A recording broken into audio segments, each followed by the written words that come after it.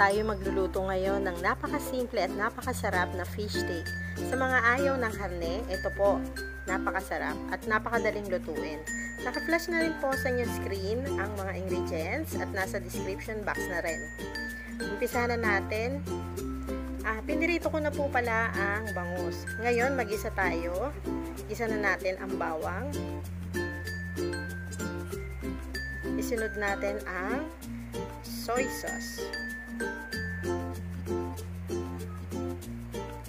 Lagyan na rin natin ng tubig. Pakuluan lang natin ng mga 2 minutes.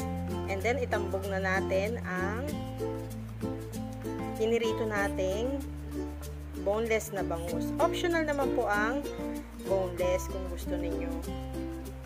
Ayan, pinirito ko na po para mas madali pong lutuin at para mas masarap din po pag pinirito. Yan, ito.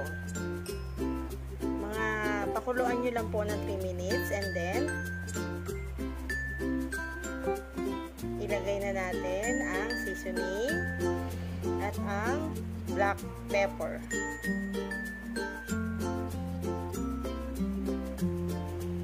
Napakabilis po nitong lutuin.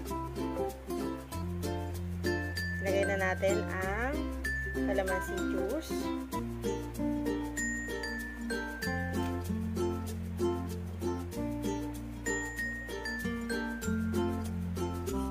Then, ilagay na natin ang iniwa nating